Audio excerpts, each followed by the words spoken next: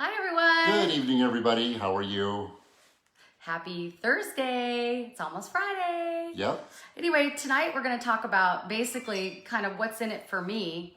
And I want to start off with basically talking about when somebody passes away, we have what you call a celebration of life, right? So we go to the celebration of life and we celebrate everything that this person has done, who they are, what we miss about them, all the positives, Who right? they were for us while they were here. Right. So why is it that when we're in marriage, we don't celebrate our spouses for all that they can give us? And what they do every day. Yeah, and we have all these expectations of what they should be doing for us and what's in it for us. And that's kind of what we take with us in our marriage. But then when that person is gone, we take it so for granted. Like, he's here and all the things that he gives me, we need to focus on that. Well, what we do in the celebration of life is recognize that person for all the good things that they did, like Kimberly said. And yet, when they're with us, all we want to do is what seems to be to get more.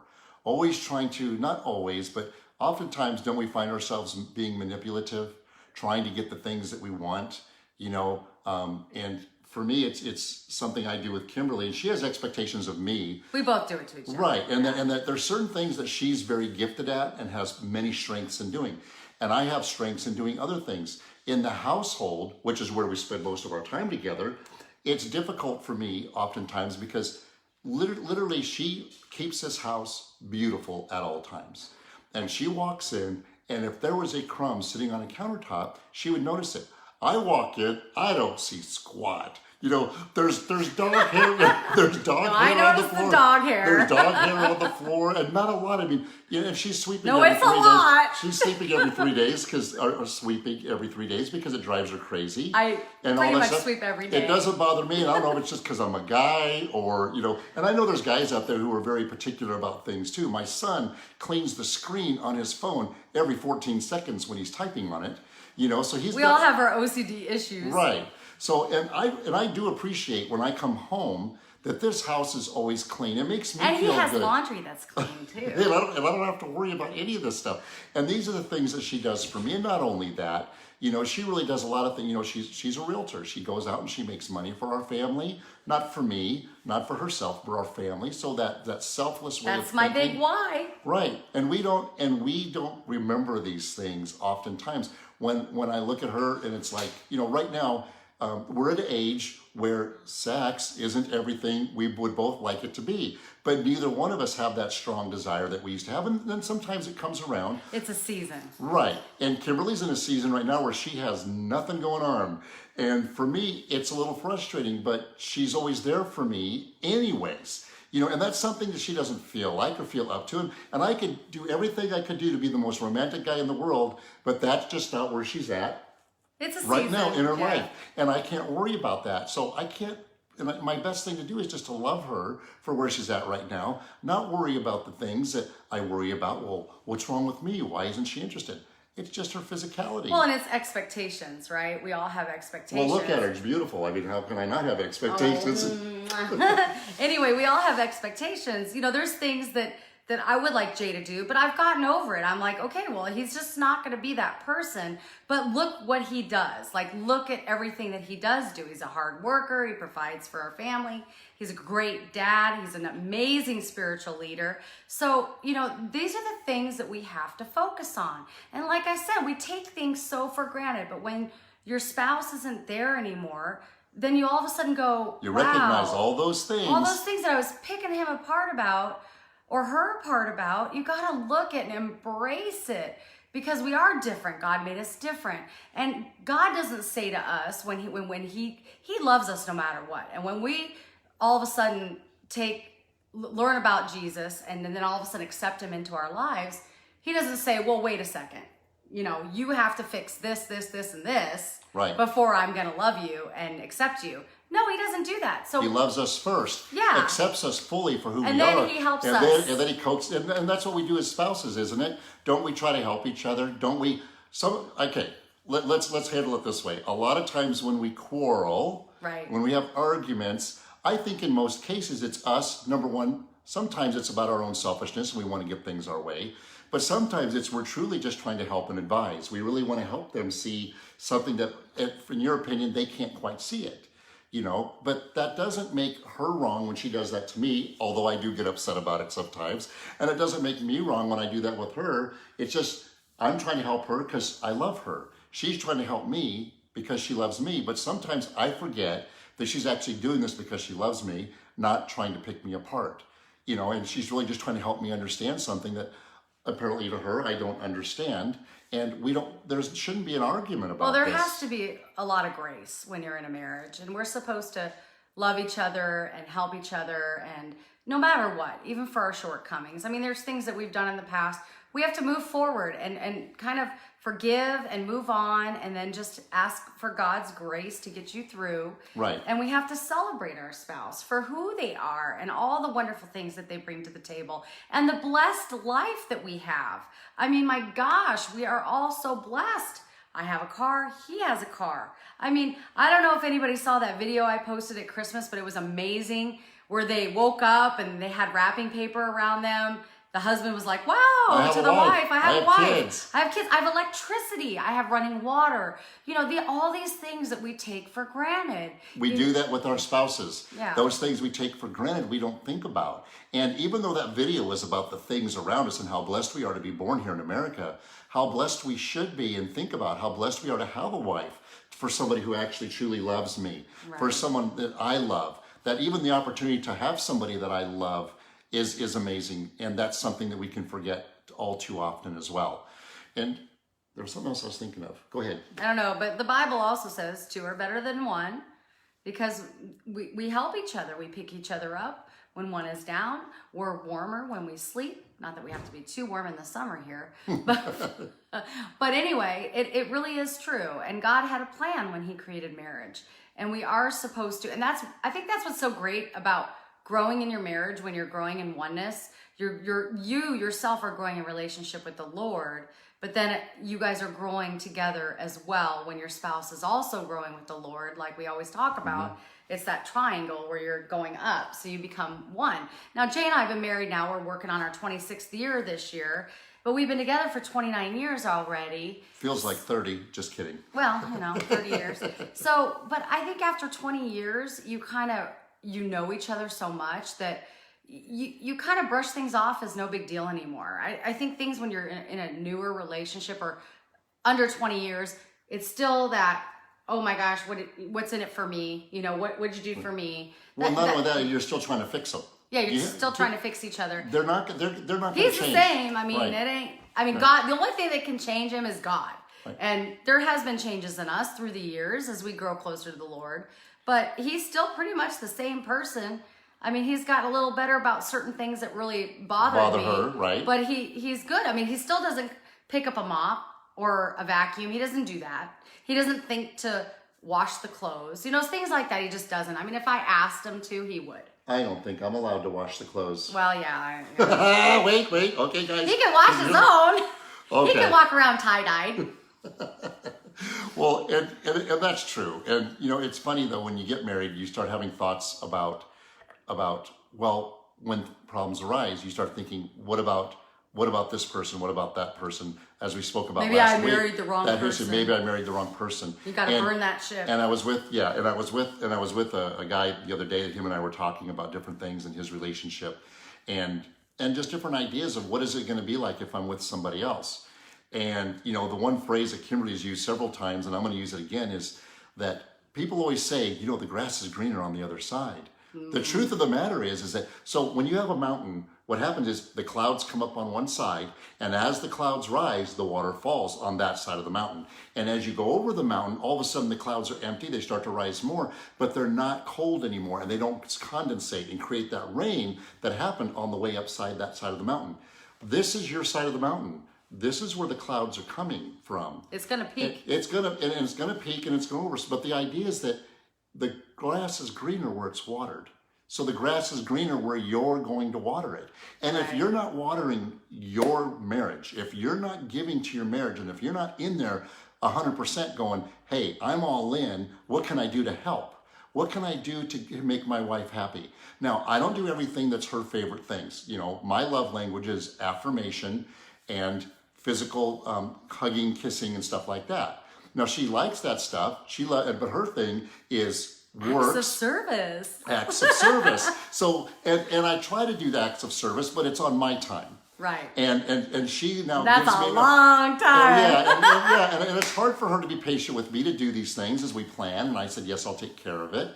And it's gotten better for her that she can just leave me alone, because I'm actually more apt to do it more quickly when she's not getting on me. Everything. Sometimes I have to zip it. Right. But I'm impatient and I have to work on that. And the same thing with me is that when there's certain things that I really like her to do, and that's just not how she thinks. You know, it's like she picked me apart a little bit about the house stuff, like she just mentioned. Well, there's things about her that I feel the same way about, you know, and it comes up in conversations, and we don't argue about those things anymore. We just accept them now, you know, and we give each other grace, and it's not that big of a deal. Right. So, you know, instead of what's in it for me, why don't you start thinking about what can I do, what can I bring, or what can I do to help my husband, to support my husband, to celebrate my husband or my spouse or whoever it is. We're talking about marriages. So your spouse, I mean, what can we do to celebrate them, right? What are the things that, like, do little things. Make sure you make it a point. Like they were talking on K-Love the other day about why is it that when your husband or your wife come home from work, there isn't this, mom's home, dad's home, hey, how was your day? It's just like we ignore them. Like, oh, hey, how's it going? Yep. You know, I want to make it a point to come up to them. How was your day? Give them a kiss, give them a hug. You know, we need to do that. We need to celebrate that, because the fact that they came home is huge. And like they may not have survived the drive home. I mean, my gosh, we don't know when we're going out there every day. We're out in the wool. Like, we're out there. We don't know what can happen to us. So we really have to celebrate every moment that our spouse comes home to us and everything that we can celebrate. Right. And we have 4 beagles. So guess what? When we come home, we get hey, what's up and all that stuff. Why don't we act like the dogs, right? Yeah, but and it's not, you're not going to be in the mode where you're going to be doing that all the time. So don't get her wrong. She doesn't jump up and hug and kiss me when I come home and ask them how my day was, but she's always I do acknowledge them. Yeah, she didn't used to. And I was the same way. If I was doing something, used to be she'd be on her computer, and she's into that computer. I'd walk in the door, I'd come in, I'd put all my stuff down, sit there, go get myself a drink of water, and just be standing there, and she's da-da-da-da-da. Now, and I love it, because that's really an affirmation for me that she, number one, acknowledges, hey, how's it going? Hi, honey, glad to see you. And I love it. And it puts a smile on my face, because that's not what she used to do, because she's focused, she's challenged into something, and she wants to knock it out and take care of it. That's why she cleans the way she does. She sees something and it's just got to be boom, and she's a bull about it. But now she acknowledges and opens up to me, which makes me feel welcome in my own home, which I should. Not taking anything for granted, you know, just celebrating every moment that I have in this life, and with him and with our family. You know, we're getting ready to be empty nesters with one child. She's going off to college in August, and it's weird. It's kind of strange. We didn't have her for Christmas, and that was a true test of what it's going to be like. And you know, now she's 18. She kind of just leaves for the weekend and says, "I'm at my girlfriend's," and we're like, she tells us where she is, but it's kind of weird that she doesn't come home at night. But we have to get used to this. But it's true. You have to celebrate the time that you have with your family and your spouse. So anyway. Well, something else I want to touch on. Sorry. I don't want to go yet. Sorry. Well, the other thing I want to touch on is that, you know, there may be several of you, you know, watching this video, and your mindset right now is that I can't stand my wife or my husband right now. And your mind is just, you know, everything just makes you cringe. And everything and it doesn't matter what they do, there's nothing they can do. Believe it or not, can be changed. Yeah, we were there. That's very easy to do. And it's easier than you think it is. All it takes is one acceptance by you. One thing that you look at and go, I am not going to let that bother me, because he is who I married, she is who I married. They've done that since I've known them. And if you really look at who they were when you met, there's not a lot of differences there. There were things that you knew even after the first few years of marriage, and you were all okay with it. So why is it now that there's a reason there's a problem? It's only because we get angst inside of us. Yeah, our hearts get hardened. Our hearts get hardened because we have expectations that aren't happening. Our marriage isn't what we expected it to be. We're not as wealthy as we expect it to be. We're not, you know, he's not the drive that he used to be when he was younger. Well, that happens. And she's not the beautiful woman that she was, when we first met. And we start looking around and we start seeing opportunities and actions. And those desires is where a lot of our quarrels come from. And we have to accept the fact that we're going to get old. We have to accept the fact that we're going to change. The person that you met is not the person today that they were 10 years ago, because you grew and you didn't grow apart. You started talking separate things of thinking, but the love was always there. You keep the love there, and because they're changing, you have to talk to them about it. Say, hey, this is cool. Why are we doing this? Why do you want to do that? Why do you want to do that? And for us, we pray about all these options and these things. We pray together, and you got to have that intimate time. You really do have to have time where you talk, because this eye to eye, it actually, I learned this today, builds serotonin, which also builds relational love and things like that. If you guys Google search it, they'll show you like all the different things about love, and when you're looking eye to eye, how the serotonin and everything builds in your system and things like that. And it actually draws you closer together. There are actual scientific studies on that stuff. Right. But it's true. But it's hard sometimes because your spouses aren't always here. Or you're angry and you're upset, like I started this conversation with, and what she's talking about is absolutely true. But the idea of this anger that we've built up over years of upset and little things, and we started picking them apart, I can assure you that these expectations that you have is the reasons why you're picking them apart. It's not because they're doing anything different than what they used to do. It's just how you're looking at it. Yeah, you gotta change your perspective. And you gotta change your perspective and say, okay, this is who they are. I love this person. I love this person when I met them. Pick one thing, allow it to be okay with you. And then pick another thing and allow it to be okay with you. And pray about it. And what you'll find is that they're gonna start doing the same thing. They won't even know they're doing it, believe it or not. They'll just change. When Kimberly and I were going through the worst part of our relationship, I changed. I started doing things different. I went to God. I started changing. And all of a sudden she's kind of going, wow, this isn't. But then I start, then I was going to God, obviously, too. Like we were we were like way down here on the triangle. Right. But I was seeking the Lord. He was seeking the Lord. And then that's when our relationship went towards oneness. And we're still growing towards oneness. We're not perfect. Heck no. Yeah. But anyway, thanks for listening. We don't argue anymore. Yeah. But we do, but they just don't last as long. And sometimes they're not about stupid things anymore. We've kind of gotten over that.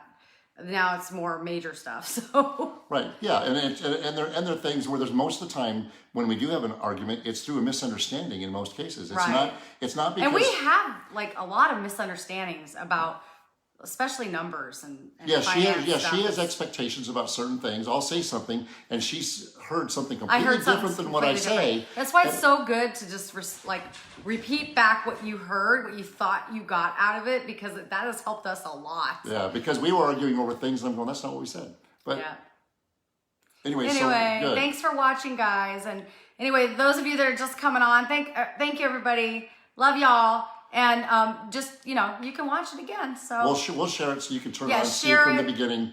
And share it and just get it out there. And we love you guys, and we'll see you next week. Thanks. Take care. Good night.